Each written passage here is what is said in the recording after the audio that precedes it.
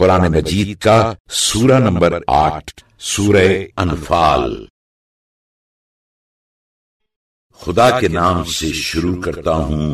جو بڑا مہربان نہایت رحم والا ہے۔ اے رسول صلی اللہ علیہ وآلہ وسلم، تم سے لوگ انفال مال غنیمت کے بارے میں پوچھا کرتے ہیں، تو تم کہہ دو کہ انفال مخصوص خدا اور رسول کے واسطے ہے، تو خدا سے ڈرو اور اپنے باہمی معاملات کی اصلاح کرو، اور اگر تم سچے ایماندار ہو تو خدا کی اور اس کے رسول صلی اللہ علیہ وآلہ وسلم کی اطاعت کرو۔ سچے ایماندار تو بس وہی لوگ ہیں کہ جب ان کے سامنے خدا کا ذکر کیا جاتا ہے تو ان کے دل دہل جاتے ہیں، اور جب ان کے سامنے اس کی آیتیں پڑھی جاتی ہیں تو ان کے ایمان کو اور بھی زیادہ کر دیتی ہیں، اور وہ لوگ بس اپنے پروردگار پر بھروسہ رکھتے ہیں، نماز پابندی سے ادا کرتے ہیں، اور جو ہم نے انہیں دیا ہے اس میں سے راہ خدا میں خرچ کرتے ہیں۔ یہی لوگ تو سچے ایماندار ہیں، انہی کے لیے ان کے پروردگار کے ہاں بڑے بڑے درجے ہیں، اور بخشش اور عزت و آبرو کے ساتھ روزی ہے۔ یہ مال غنیمت کا جھگڑا ویسا ہی ہے جس طرح تمہارے پروردگار نے تمہیں بالکل ٹھیک مصلحت سے تمہارے گھر سے جنگ بدر میں نکالا تھا، اور مومنین کا ایک گروہ اس سے ناخوش تھا کہ وہ لوگ حق کے ظاہر ہونے کے بعد بھی تم سے خواہ مخواہ سچی بات میں جھگڑتے تھے، اور اس طرح کرنے لگے گویا وہ زبردستی موت کے منہ میں دھکیلے جا رہے ہیں اور اسے اپنی آنکھوں سے دیکھ رہے ہیں۔ اور یہ وہ وقت تھا جب خدا تم سے وعدہ کر رہا تھا کہ کفار مکہ کی 2 جماعتوں میں سے ایک تمہارے لیے ضروری ہے، اور تم یہ چاہتے تھے کہ کمزور جماعت تمہارے ہاتھ لگے تاکہ بغیر لڑے بھیڑے مال غنیمت ہاتھ آ جائے، اور خدا یہ چاہتا تھا کہ اپنی باتوں سے حق کو ثابت قائم کرے اور کافروں کی جڑ کاٹ ڈالے، تاکہ حق کو حق ثابت کر دے اور باطل کو ملیا میٹ کر دے، اگرچہ گناہگار کفار اس سے ناخوش ہی کیوں نہ ہوں۔ یہ وہ وقت تھا جب تم اپنے پروردگار سے فریاد کر رہے تھے تو اس نے تمہاری سن لی اور جواب دیا کہ میں تمہاری لگاتار 1000 فرشتوں سے مدد کروں گا۔ اور یہ امداد غیبی خدا نے صرف تمہاری خوشی خاطر کے لیے کی تھی، اور تاکہ تمہارے دل مطمئن ہو جائیں، اور یاد رکھو کہ مدد خدا کے سوا کسی اور کے ہاں سے کبھی نہیں ہوتی، بے شک خدا غالب اور حکمت والا ہے۔ یہ وہ وقت تھا کہ جب اپنی طرف سے اطمینان دینے کے لیے تم پر نیند کو غالب کر رہا تھا، اور تم پر آسمان سے پانی برسا رہا تھا تاکہ اس سے تمہیں پاک و پاکیزہ کر دے، اور تم سے شیطان کی گندگی دفع کر دے، اور تمہارے دل مضبوط کر دے، اور پانی سے بالو جم جائے اور تمہارے قدم اچھی طرح جمائے رہے۔ اے رسول صلی اللہ علیہ وآلہ وسلم، یہ وہ وقت تھا جب تمہارا پروردگار فرشتوں سے فرما رہا تھا کہ میں یقیناً تمہارے ساتھ ہوں، تم ایمانداروں کو ثابت قدم رکھو، میں بہت جلد کافروں کے دلوں میں تمہارا روب ڈال دوں گا۔ بس پھر کیا ہے، اب تو ان کفار کی گردنوں پر مارو اور ان کی پور پور کو چٹیلی کر دو۔ یہ سزا اس لیے ہے کہ ان لوگوں نے خدا اور اس کے رسول صلی اللہ علیہ وآلہ وسلم کی مخالفت کی، اور جو شخص بھی خدا اور اس کے رسول صلی اللہ علیہ وآلہ وسلم کی مخالفت کرے گا تو یاد رہے کہ خدا بڑا سخت عذاب کرنے والا ہے۔ کافروں، دنیا میں تو لو پھر اس سزا کا مزہ چکھو، اور پھر آخرت میں تو کافروں کے واسطے جہنم کا عذاب ہے ہی ہے۔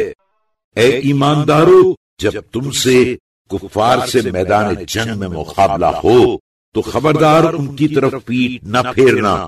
اور یاد رہے اس شخص کے سوا جو لڑائی کے واسطے کترائے یا کسی جماعت کے پاس جا کر موقع پائے اور جو شخص بھی اس دن ان کفار کی طرف اپنی پیٹھ پھیرے گا وہ یقینی ہر پھر کے خدا کے غضب میں آ گیا، اور اس کا ٹھکانہ جہنم ہی ہے، اور وہ کیا برا ٹھکانہ ہے۔ اور مسلمانوں، ان کفار کو کچھ تم نے تو قتل کیا نہیں، بلکہ ان کو تو خود خدا نے قتل کیا۔ اور اے رسول صلی اللہ علیہ وآلہ وسلم، جب تم نے تیر مارا تو کچھ تم نے نہیں مارا، بلکہ خود خدا نے تیر مارا، اور تاکہ اپنی طرف سے مومنین پر خوب احسان کرے۔ بے شک خدا سب کی سنتا اور سب کچھ جانتا ہے۔ یہ تو یہ، اور خدا تو کافروں کی مکاری کا کمزور کر دینے والا ہے۔ کافروں، اگر تم یہ چاہتے تھے کہ جو حق پر ہو اس کی فتح ہو تو مسلمانوں کی فتح بھی تمہارے سامنے آ موجود ہوئی، اب کیا عذر باقی ہے؟ اور اگر تم اب بھی مخالفت اسلام سے باز رہو تو تمہارے واسطے بہتر ہے، اور اگر تم کہیں پلٹ پڑے تو یاد رہے ہم بھی پلٹ پڑیں گے اور تمہیں تباہ کر چھوڑیں گے، اور تمہاری جماعت اگرچہ بہت زیادہ بھی ہو ہرگز کچھ کام نہ آئے گی، اور خدا تو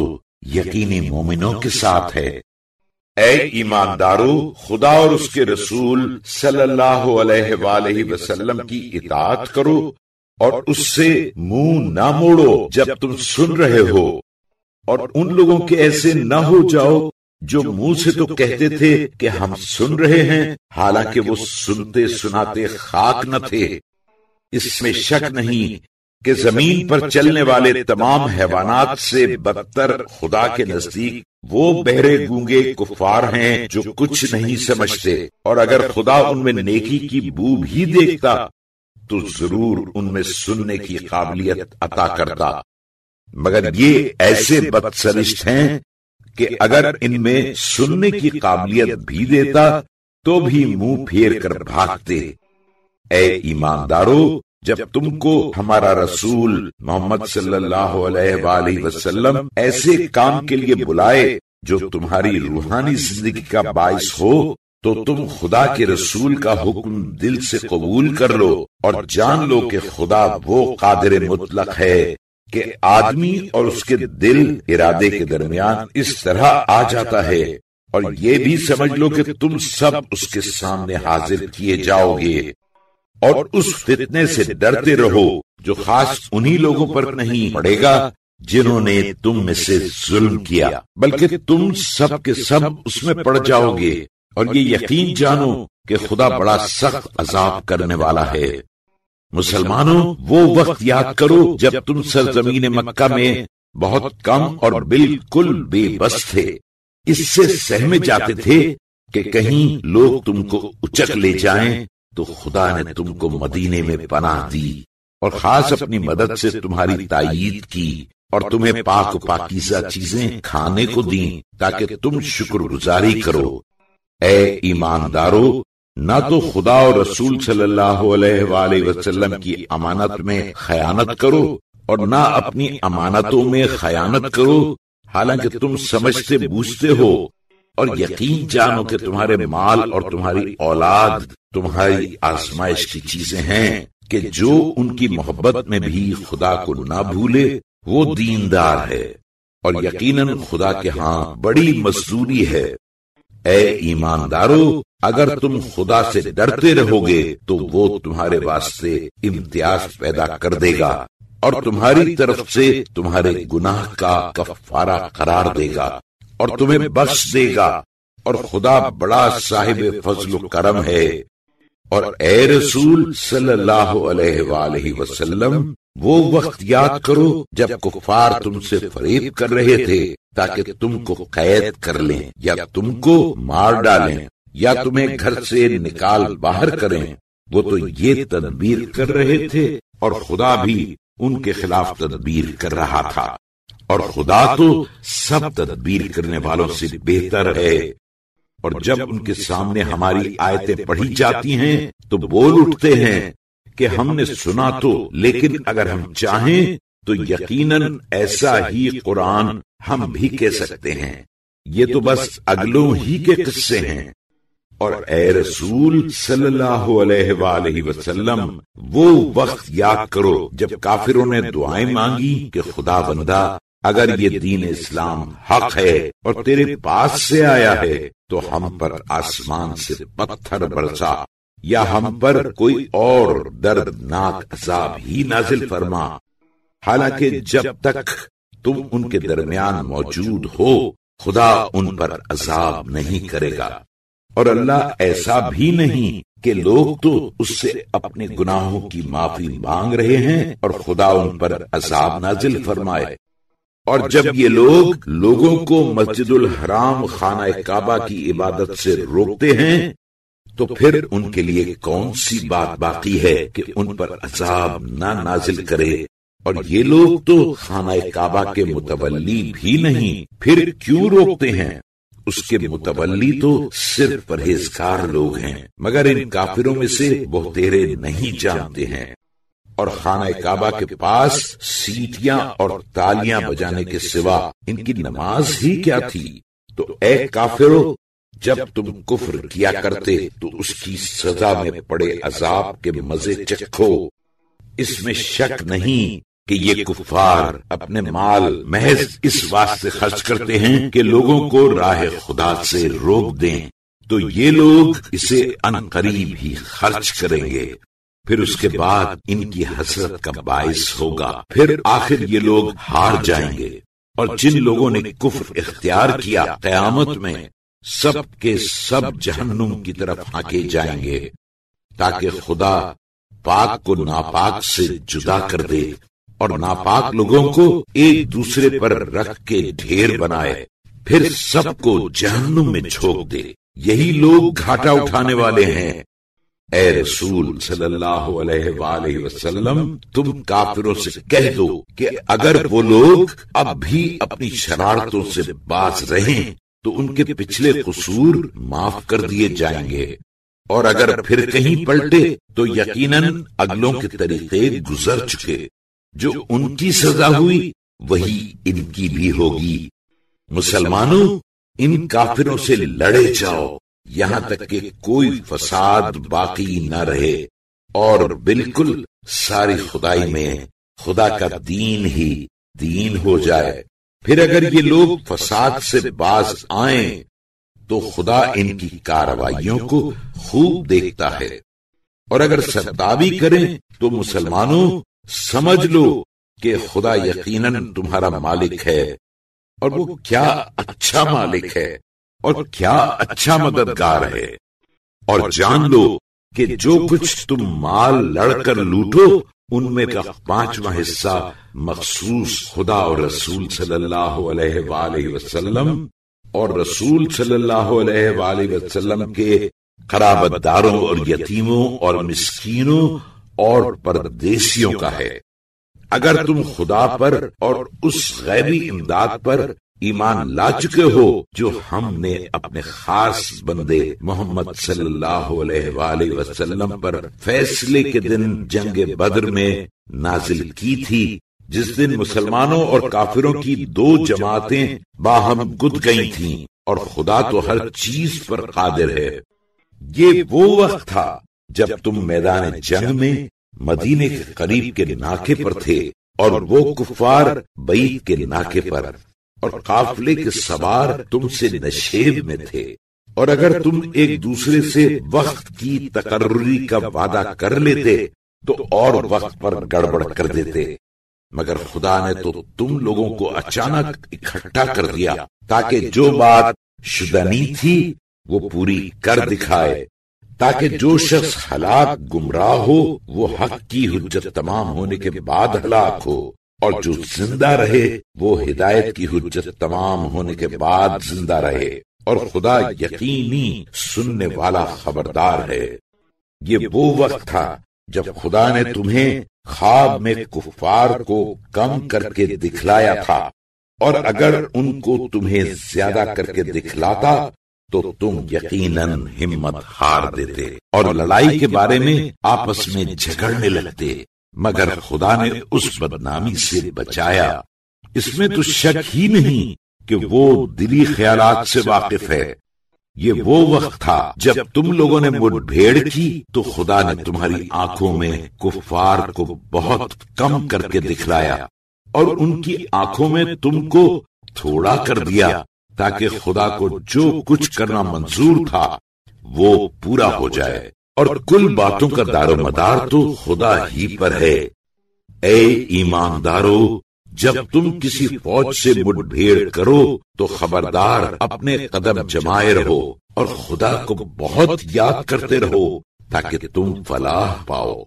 اور خدا کی اور اس کے رسول صلی اللہ علیہ وآلہ وسلم کی اطاعت کرو اور آپس میں جھگڑا نہ کرو، ورنہ تم ہمت ہار دو گے اور تمہاری ہوا اکھڑ جائے گی اور جنگ کی تکلیف کو جھیل جاؤ، کیونکہ خدا تو یقیناً صبر کرنے والوں کا ساتھی ہے۔ اور ان لوگوں کے ایسے نہ ہو جاؤ جو اتراتے ہوئے اور لوگوں کو دکھلانے کے واسطے اپنے گھروں سے نکل کھڑے ہوئے اور لوگوں کو خدا کی راہ سے روکتے ہیں، اور جو کچھ بھی وہ لوگ کرتے ہیں خدا اس پر ہر طرح سے احاطہ کیے ہوئے ہے۔ اور جب شیطان نے ان کی کارستانیوں کو عمدہ کر دکھایا اور ان کے کان میں پھونک دیا کہ لوگوں میں آج کوئی ایسا نہیں جو تم پر غالب آ سکے، اور میں تمہارا مددگار ہوں ہی، پھر جب دونوں لشکر مقابل ہوئے تو اپنے الٹے پاؤں بھاگ نکلا اور کہنے لگا کہ میں تو تم سے نلوا الگ ہوں، میں تو وہ چیزیں دیکھ رہا ہوں جو تمہیں نہیں سوچتی، میں تو خدا سے ڈرتا ہوں اور خدا بہت سخت عذاب والا ہے۔ یہ وہ وقت تھا جب منافقین اور جن لوگوں کے دل میں کفر کا مرض ہے کہہ رہے تھے کہ ان مسلمانوں کو ان کے دین نے دھوکے میں ڈال رکھا ہے کہ اتراتے پھرتے ہیں، حالانکہ جو شخص خدا پر بھروسہ کرتا ہے وہ غالب رہتا ہے، کیونکہ خدا تو یقیناً غالب اور حکمت والا ہے۔ اور کاش اے رسول صلی اللہ علیہ وآلہ وسلم تم دیکھتے جب فرشتے کافروں کی جان نکال لیتے تھے اور ان کے رخ اور پشت پر کوڑے مارتے جاتے تھے اور کہتے جاتے تھے کہ عذاب جہنم کے مزے چکھو، یہ سزا اس کی ہے جو تمہارے ہاتھوں نے پہلے کیا کرایا ہے، اور خدا بندوں پر ہرگز ظلم نہیں کیا کرتا۔ ان لوگوں کی حالت قوم فرعون اور ان لوگوں کی سی ہے جو ان سے پہلے تھے اور خدا کی آیتوں سے انکار کرتے تھے، تو خدا نے بھی ان کے گناہوں کی وجہ سے انہیں لے ڈالا۔ بے شک خدا زبردست اور بہت سخت عذاب دینے والا ہے۔ یہ سزا اس وجہ سے دی گئی کہ جب کوئی نعمت خدا کسی قوم کو دیتا ہے تو تا وقت کے وہ لوگ خود اپنی قلبی حالت نہ بدلیں، خدا بھی اسے نہیں بدلے گا، اور خدا تو یقیناً سب کی سنتا اور سب کچھ جانتا ہے۔ ان لوگوں کی حالت قوم فرعون اور ان لوگوں کی سی ہے جو ان سے پہلے تھے اور اپنے پروردگار کی آیتوں کو جھٹلاتے تھے، تو ہم نے بھی ان کے گناہوں کی وجہ سے ان لوگوں کو ہلاک کر ڈالا اور فرعون کی قوم کو ڈبا مارا، اور یہ سب کے سب ظالم تھے۔ اس میں شک نہیں کہ خدا کے نزدیک جانوروں میں کفار سب سے بدتر ہیں، تو باوجود اس کے پھر ایمان نہیں لاتے۔ اے رسول صلی اللہ علیہ وآلہ وسلم، جن لوگوں سے تم نے عہد و پیمان کیا تھا، پھر وہ لوگ اپنے عہد کو ہر بار توڑے ڈالتے ہیں اور پھر خدا سے نہیں ڈرتے، تو اگر وہ لڑائی میں تمہارے ہتھے چڑھ جائیں تو ایسی سخت گوشمالی دو کہ ان کے ساتھ ساتھ ان لوگوں کو بھی تتر بتر کر دو جو ان کی پشت پر ہوں، تاکہ یہ عبرت حاصل کریں۔ اور اگر تمہیں کسی قوم کی خیانت عہد شکنی کا خوف ہو تو تم بھی برابر ان کا عہد ان کی طرف پھینک مارو، عہد شکن کے ساتھ عہد شکنی کرو۔ خدا ہرگز دغابازوں کو دوست نہیں رکھتا،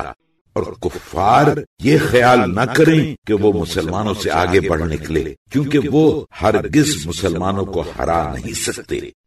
اور مسلمانوں ان کفار کے مقابلے کے واسطے جہاں تک تم سے ہو سکے اپنے بازو کے زور سے اور بندھے ہوئے گھوڑوں سے لڑائی کا سامان مہیا کرو، اس سے خدا کے دشمن اور اپنے دشمن اور اس کے سوا دوسرے لوگوں پر بھی اپنی دھاک بٹھا لو گے جنہیں تم نہیں جانتے ہو،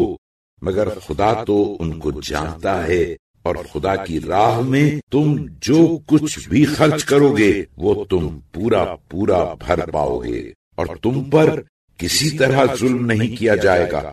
اور اگر یہ کفار صلح کی طرف مائل ہوں تو تم بھی اس کی طرف مائل ہو، اور خدا پر بھروسہ رکھو، کیونکہ وہ بے شک سب کچھ سنتا جانتا ہے۔ اور اگر وہ لوگ تمہیں فریب دینا چاہتے ہیں تو کچھ پرواہ نہیں، خدا تو تمہارے واسطے یقینی کافی ہے۔ اے رسول صلی اللہ علیہ وآلہ وسلم، وہی تو وہ خدا ہے جس نے اپنی خاص مدد اور مومنین سے تمہاری تائید کی،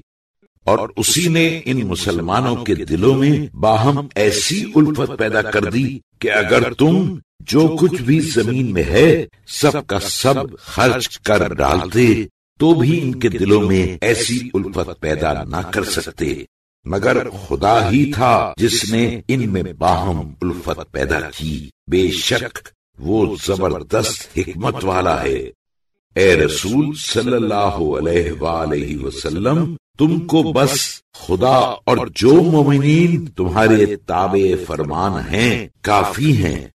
اے رسول صلی اللہ علیہ وآلہ وسلم، تم مومنین کو جہاد کے واسطے آمادہ کرو،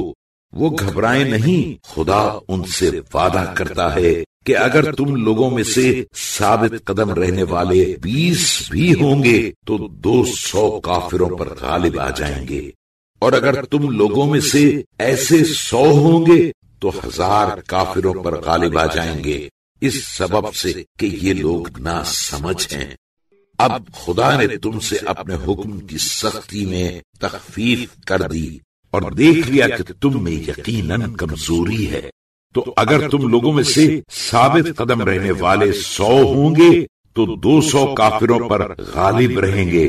اور اگر تم لوگوں میں سے ایسے 1000 ہوں گے تو خدا کے حکم سے 2000 کافروں پر غالب رہیں گے، اور جنگ کی تکلیفوں کو جھیل جانے والوں کا خدا ساتھی ہے۔ کوئی نبی جب تک کہ روئے زمین پر کافروں کا خون نہ بہائے اس کے یہاں قیدیوں کا رہنا مناسب نہیں۔ تم لوگ تو دنیا کے ساز و سامان کے خواہاں ہو، اور خدا تمہارے لیے آخرت کی بھلائی کا خواہاں ہے، اور خدا زبردست حکمت والا ہے۔ اور اگر خدا کی طرف سے پہلے ہی اس کی معافی کا حکم نہ آ چکا ہوتا تو تم نے جو بدر کے قیدیوں کے چھوڑنے کا بدلہ فدیہ لیا تھا اس کی سزا میں تم پر بڑا عذاب نازل ہو کر رہتا۔ تو خیر جو ہوا سو ہوا، اب تم نے جو مال غنیمت حاصل کیا ہے اسے کھاؤ، وہ تمہارے لیے حلال طیب ہے، اور خدا سے ڈرتے رہو، بے شک خدا بڑا بخشنے والا مہربان ہے۔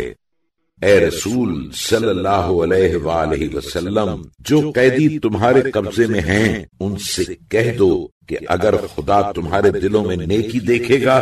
تو جو مال تم سے چھین لیا گیا ہے اس سے کہیں بہتر تمہیں عطا فرمائے گا، اور تمہیں بخش بھی دے گا، اور خدا تو بڑا بخشنے والا مہربان ہے۔ اور اگر یہ لوگ تم سے فریب کرنا چاہتے ہیں تو خدا سے پہلے ہی فریب کر چکے ہیں، تو اس کی سزا میں خدا نے ان پر تمہیں قابو دے دیا، اور خدا تو بڑا واقف کار حکمت والا ہے۔ جن لوگوں نے ایمان قبول کیا اور ہجرت کی اور اپنے اپنے جان و مال سے خدا کی راہ میں جہاد کیا، اور جن لوگوں نے ہجرت کرنے والوں کو جگہ دی اور ہر طرح ان کی خبر گیری کی، یہی لوگ ایک دوسرے کے باہم سرپرست و دوست ہیں۔ اور جن لوگوں نے ایمان تو قبول کیا اور ہجرت نہیں کی تو تم لوگوں کو ان کی سرپرستی سے کچھ سروکار نہیں، یہاں تک کہ وہ ہجرت اختیار کریں، اور ہاں مگر دینی امر میں تم سے مدد کے خواہاں ہوں تو تم پر ان کی مدد کرنی لازم و واجب ہے، مگر ان لوگوں کے مقابلے میں نہیں جن میں اور تم میں باہم صلح کا عہد و پیمان ہے، اور جو کچھ تم کرتے ہو خدا سب دیکھ رہا ہے، اور جو لوگ کافر ہیں وہ بھی باہم ایک دوسرے کے سرپرست ہیں۔ اگر تم اس طرح مدد نہ کرو گے تو روئے زمین پر فتنہ برپا ہو جائے گا اور بڑا فساد ہوگا، اور جن لوگوں نے ایمان قبول کیا اور ہجرت کی اور خدا کی راہ میں لڑے بھڑے، اور جن لوگوں نے ایسے نازک وقت میں مہاجرین کو جگہ دی اور ان کی ہر طرح کی خبرگیری کی، یہی لوگ سچے ایماندار ہیں۔ انہی کے واسطے مغفرت اور عزت و آبرو والی روزی ہے۔ اور جن لوگوں نے صلح حدیبیہ کے بعد ایمان قبول کیا اور ہجرت کی اور تمہارے ساتھ مل کر جہاد کیا، وہ لوگ بھی تمہیں میں سے ہیں، اور صاحبان قرابت خدا کی کتاب میں باہم ایک دوسرے کے بنسبت اوروں کے زیادہ حقدار ہیں۔ بے شک خدا ہر چیز سے خوب واقف ہے۔